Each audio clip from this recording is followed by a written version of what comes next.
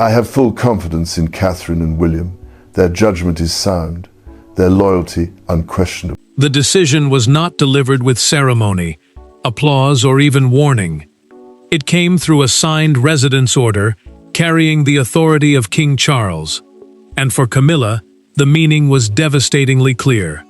Clarence House, the home tied so closely to her life beside Charles, was no longer hers to command. With one signature, the king transferred control of the historic London residence to William, turning a private family fracture into an unmistakable royal power shift. Before we go deeper into what this really means for the royal family, make sure to subscribe so you don't miss a single update. Camilla did not move when the officials stepped away. The paper rested across her lap, but her eyes stayed fixed on the paragraph she had read twice. "He has already signed this?" she asked. Her voice remained controlled, yet the silence exposed shock beneath it. Clarence House was not simply another royal property. It held years of private conversations, routines, memories, and the permanence she believed she had secured beside Charles. The order destroyed that certainty. A residence decree, in plain terms, is a formal instruction deciding who controls and officially uses a royal home. Charles had signed one removing Camilla's authority over Clarence House and transferring its future control to William. It gave the prince authority over household planning, staff coordination, and ceremonial use of a residence connected to his father's royal life. Charles stayed composed after signing, but composure did not mean indifference. He watched an aide lift the document from his desk and carry it toward the door. The monarch said nothing. He followed the folder with his eyes until it disappeared. That pause revealed enough. He understood what had been taken from Camilla, even if he believed the decision was necessary. Then came the detail that hurt her most. Camilla noticed references showing that implementation had been prepared. Staff responsibilities had been reviewed. Future use had been mapped. The machinery was moving before she had been formally told. Her fingers tightened around the decree because the message was impossible to misunderstand. This was not an idea waiting for discussion. It was settled. William had not spoken, but his name stood at the transfer's center. The future king was receiving more than a residence. He was being handed a base connected to authority, continuity, and the monarchy's next chapter. That changed everything. This was no longer only about what Camilla had lost. It was about what Charles was preparing William to become. But before the decree could be understood as a political move, its deepest meaning had to be measured through the three people it placed on opposite sides of the same royal doorway. Clarence House now stood at the center of something far more painful than a property dispute. For Charles, it contained decades of memory. For Camilla, it represented belonging, survival, and the legitimacy she spent years fighting to achieve. For William, accepting control meant stepping deeper into his father's royal world, while knowing exactly who had been displaced to make room. No one could treat the transfer as emotionally neutral, and none of them truly did. Camilla felt that weight more deeply with every passing hour. She remembered evenings when the outside world had seemed impossibly hostile, when Clarence House offered something close to safety. The residence had become tied to difficult years of scrutiny, gradual acceptance, and the private life she built beside Charles. Losing authority there did not feel like losing a building. It felt like being told that a chapter she believed had become permanent could still be closed. Charles understood that history better than anyone. Long before becoming king, he had used Clarence House as one of the central bases of his life, as Prince of Wales. That title belongs to the monarch's heir, and carries the responsibility of preparing for the crown while supporting the reigning sovereign. For him, the house had been both home and working headquarters, filled with briefings, family conversations, official planning, and memories that stretched across decades. William inherited the uncomfortable symbolism of all of it. As the current heir, he knew control of Clarence House meant far more than being handed another royal address. The residence could become a working center for future staff, meetings, ceremonial preparation, and the growing responsibilities that would eventually define his own reign. Yet every advantage carried another meaning. His future was advancing, because Camilla's authority was shrinking. William stopped outside a private meeting room and kept his hand on the door handle. An advisor waited behind him. The prince did not immediately enter. Instead, he quietly asked, "Has Camilla been told everything?" When the answer came, he looked down for a moment before saying that nobody around him was to describe the transfer as a victory. That restraint mattered. Charles had made a distinction that was painful but deliberate. Memories could remain personal, but institutional control could move forward. The monarch was not erasing everything that Clarence House had meant to him or to Camilla.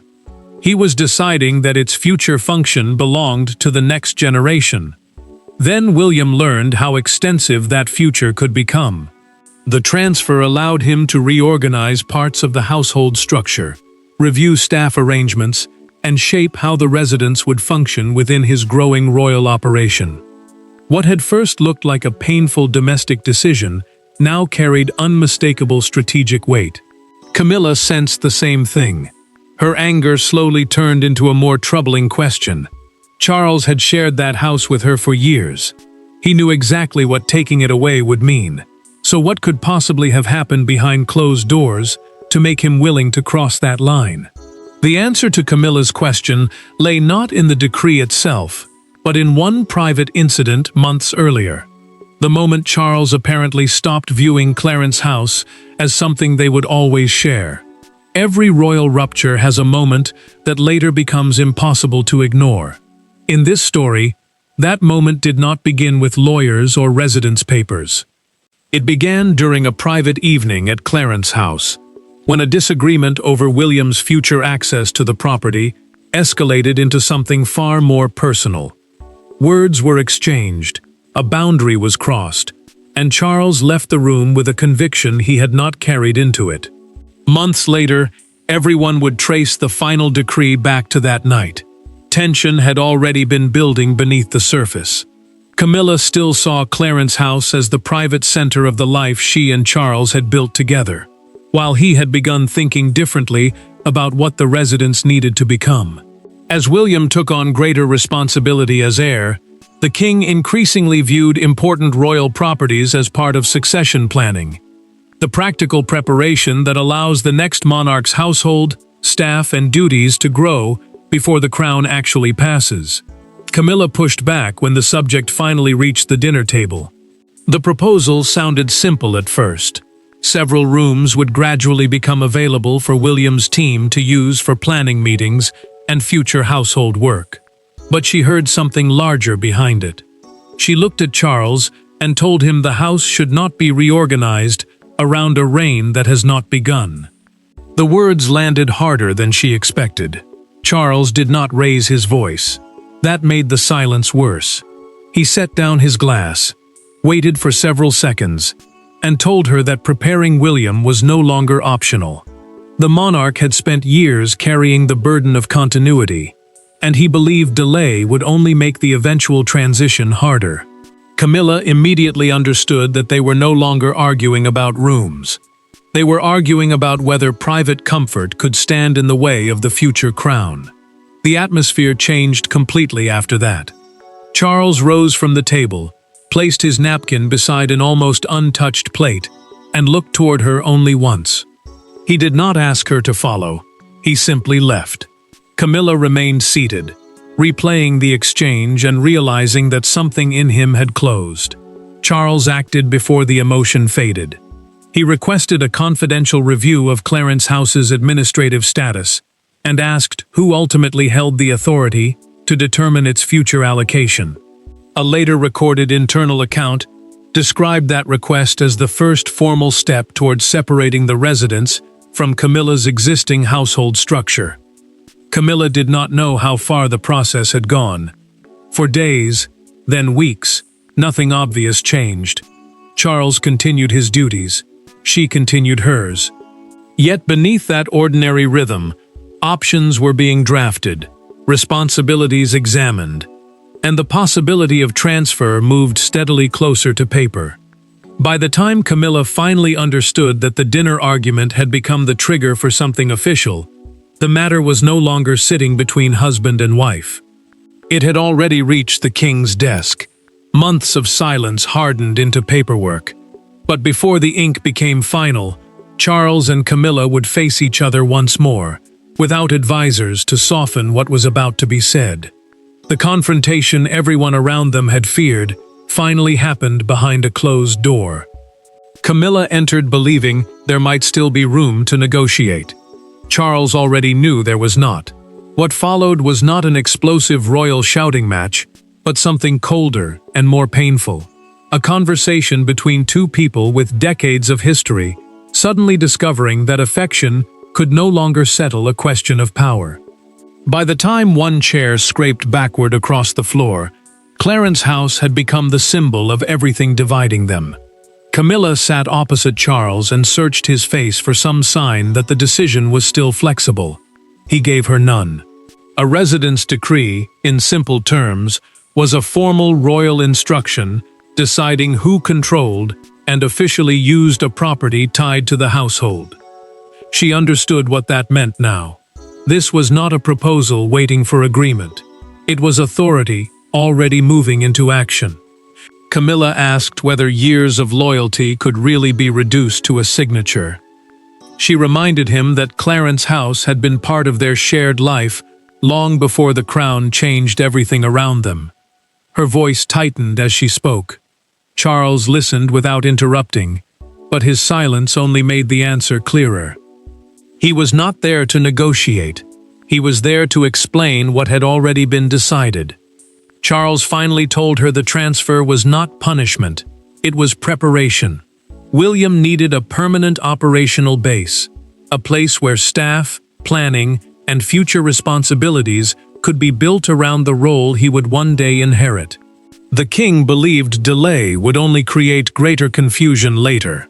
Camilla stared at him and answered that preparation felt exactly like punishment when she was the one being pushed aside. The room hardened after that. Camilla asked the question she had been carrying for weeks. Had William asked for Clarence House? Charles answered immediately. No. The prince had never demanded it, never pressured him, and never made the residence a condition of anything. The decision had come from Charles himself. That revelation changed the shape of her anger. Camilla could no longer place the blame safely on William. The man across from her had chosen this. He had looked at their history, weighed it against succession, and still decided that the future needed the house more than she did. Then came the final blow. Charles told her that staff planning had already been authorized to continue, whether she personally approved or not. Camilla pushed her chair back and stood. Then, "I will not argue for a place in a house I once believed was already mine," she said. Charles remained seated, but the words landed heavily. He had won the decision and lost any illusion that the process could remain emotionally clean. Yet the argument behind that closed door was only the emotional surface. Beneath it sat a carefully constructed transfer that revealed exactly where royal authority now rested. Once Charles refused to reverse course, the atmosphere changed. Emotion gave way to procedure, and procedure was far harder to fight. Clarence House was no longer being discussed as a beloved home, but as a working royal asset, whose future could be assigned, staffed, and reorganized. Still, behind every formal paragraph sat a human choice. Charles had ordered this process forward, and he personally carried the burden of making sure no one could quietly undo it afterward. Charles opened the implementation file alone.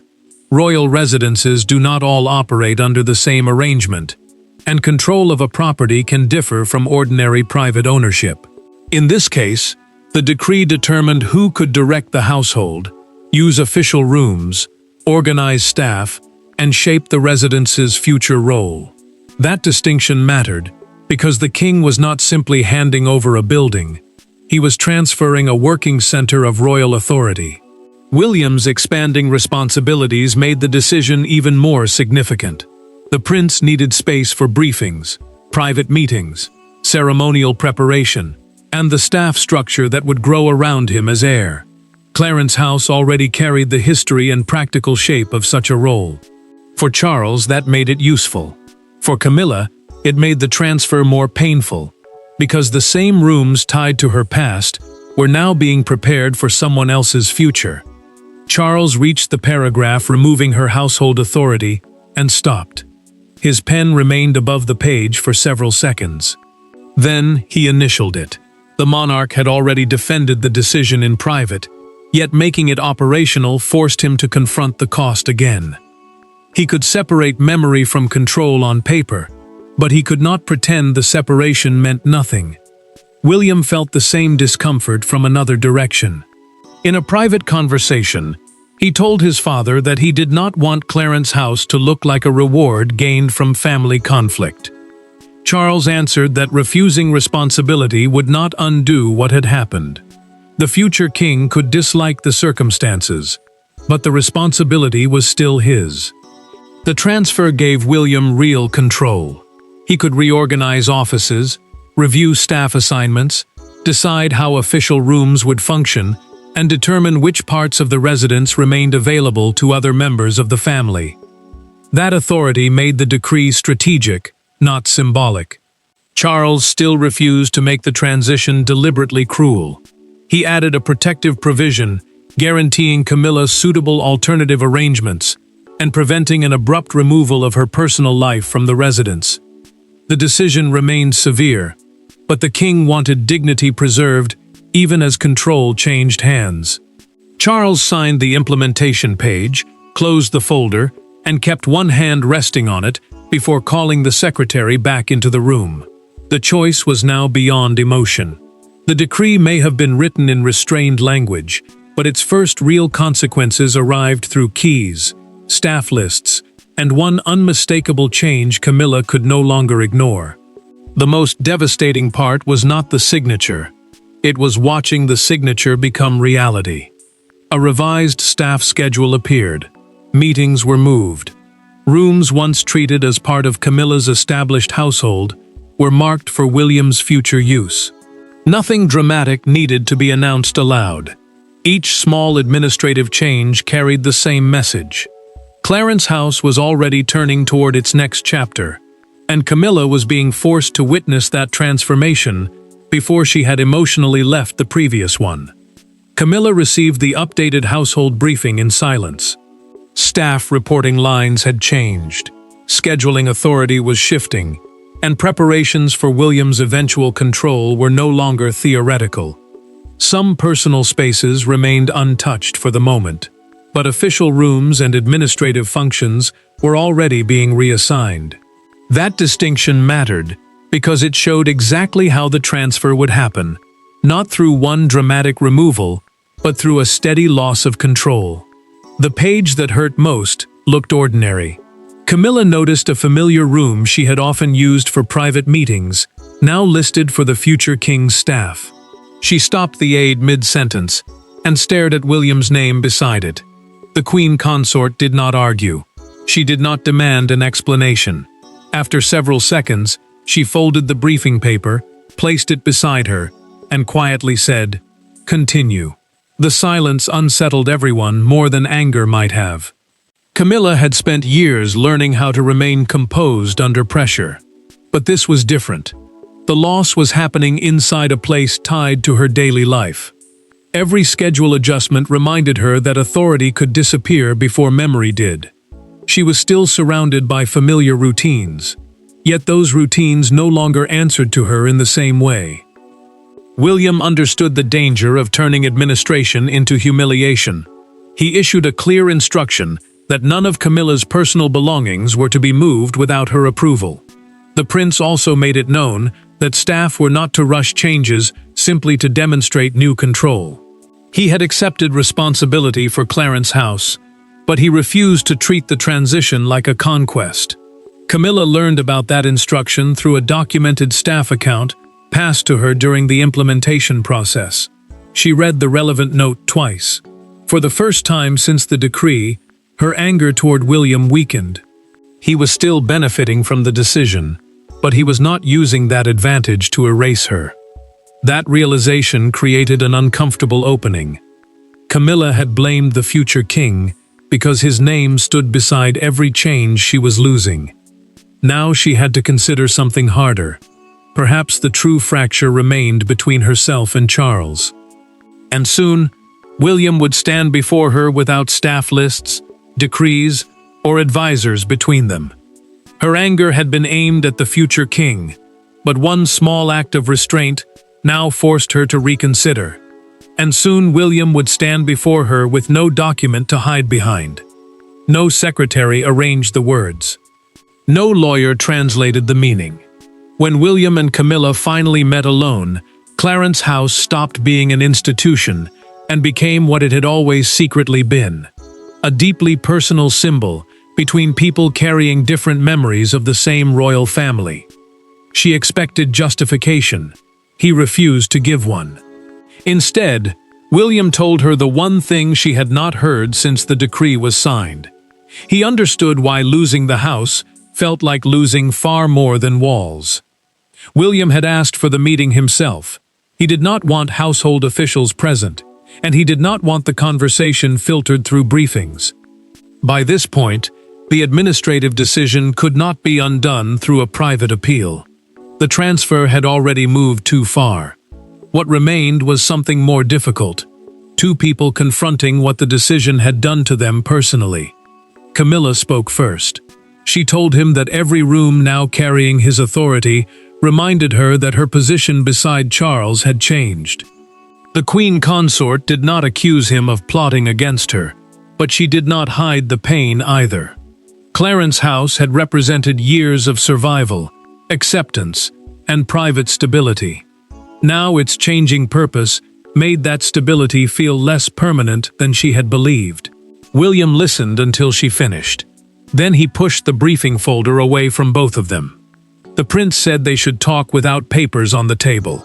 He told her plainly that he had never asked for her removal, and he would not insult her by pretending the transfer had no human cost. For the first time since the process began, Camilla heard acknowledgement instead of explanation. The tension eased, but only slightly.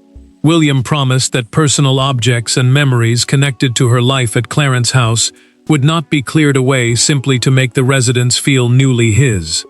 The future king wanted operational control, not symbolic conquest. He understood that taking responsibility for the house did not require erasing everyone who had lived there before him. Camilla finally admitted what had been beneath her anger all along. She told him that the deepest wound was not his name appearing on staff lists or room allocations. It was Charles making a final decision, before facing her honestly about how far the process had already gone. Her resentment toward William had been easier to hold, because the real disappointment with the king cut much deeper. William did not defend his father. He simply acknowledged that he understood. Something changed in that silence. Camilla did not regain Clarence House, and William did not give up control. But the meeting stripped away the illusion that they were enemies, fighting over a prize. What remained was more complicated, and far more human. The private hostility had begun to soften, but outside Clarence House, the transfer was about to explode into headlines, crowds, and a national argument over what Charles's signature truly represented. By morning, the private pain had become public theater. The residence transfer was no longer simply about Charles, Camilla, and William. It had become a national symbol of succession happening in real time. Broadcasters dissected every phrase. Commentators argued over whether Camilla had been humiliated or whether Charles had simply accelerated preparations for the future. Outside Clarence House itself, cameras gathered beside the gates as one image came to define the story. A home standing unchanged, while its meaning had completely shifted. The palace confirmed the transfer in carefully controlled language. William would assume control of Clarence House under the king's signed residence order, while practical arrangements would be handled with respect for everyone affected. The announcement was meant to calm speculation, but it did the opposite. To some, the change looked like ordinary succession planning. To others, it looked like a visible reduction of Camilla's place within the royal structure. William watched the coverage with growing frustration. Several commentators described him as the winner of a family struggle, language that felt completely disconnected from the private conversation he had just shared with Camilla. The prince knew there had been no triumph in that room. He had seen the cost directly, and hearing the transfer reduced to victory and defeat made the entire situation feel harsher than it already was. Camilla encountered the same story from the other side. A major London morning paper carried the front-page words, "Charles hands Clarence House to William," beside separate images of her leaving a royal engagement and the future king arriving for official duties. She stared at the headline for several seconds, then folded the newspaper inward until the words disappeared. When a member of staff began to mention the coverage, she quietly asked for the day's official papers instead. The noise outside only grew louder. A small crowd gathered behind barriers near Clarence House, while television correspondents delivered live reports from the gates. The residence itself became the center of the national argument. One group saw continuity, another saw humiliation. Every camera pointed toward the same building, but the country seemed to be looking at two completely different stories. Charles remained largely silent as the debate intensified. The king had signed the order, but he had not created it for headlines. His decision had been about succession, responsibility, and the future structure of the monarchy. Yet he could no longer control how the public interpreted the emotional cost. Camilla understood that too. The headlines could bruise her, but they could not decide what happened next. The headlines could declare winners and losers, but the final meaning of Clarence House would be decided somewhere quieter, in what each of them chose to accept after the argument was over. In the end, Clarence House did not destroy one royal and crown another. It revealed something harsher and more permanent. Monarchy eventually demands that private attachments surrender to succession. Camilla lost control of a residence woven deeply into her life. William inherited responsibility he had not requested through conflict. And Charles proved willing to wound someone close to him in order to prepare the institution for what comes after him. The decree was final, but so too was the truth it exposed. William now held future operational authority over Clarence House, and the residence had become formally tied to his expanding responsibilities as heir. That meant staff planning, official use, and the household's long-term direction would increasingly answer to him. Camilla's alternative arrangements had also been confirmed, protecting her security and wider royal position, even as her authority over the house ended. She had lost control, but not dignity. Charles faced the emotional cost one last time. In a private exchange, he acknowledged that the process had hurt Camilla more deeply than he intended. The king did not attempt to soften the result, or pretend the damage could be erased. She listened, then told him she understood one painful truth above everything else. The decision would not be reversed. Camilla paused before leaving the room. She looked back toward Charles and told him simply that she would not fight the decision anymore. He nodded. No further argument followed. For the first time since the decree had been signed, neither of them searched for another explanation. William approached the transition with the same restraint he had shown throughout the final stages. The prince refused to treat Clarence House like a trophy. His first instruction was that appropriate personal history should be preserved rather than stripped away simply to make the residence feel newly his. He had gained authority, but he would not turn that authority into humiliation. The meaning of Charles's decision was now impossible to miss. He had not only reduced Camilla's control over one residence, he had shifted part of the monarchy's physical and institutional weight toward William. The future was no longer being discussed in distant terms. It was being prepared in rooms, staff structures, responsibilities, and decisions that already carried the future king's name. Camilla's greatest loss was therefore symbolic. She remained beside Charles, but she could no longer assume that personal closeness guaranteed permanent influence over everything surrounding the crown. William gained responsibility without triumph. The king kept control of the decision, but accepted the personal cost of choosing succession over sentiment. Clarence House remained exactly where it had always stood, but after Charles's signature, it no longer represented the life he and Camilla had built together. It represented the future he had chosen, and the moment William unmistakably stepped closer to inheriting it. Thanks for watching. Please don't forget to like and subscribe, and we will see you in next one.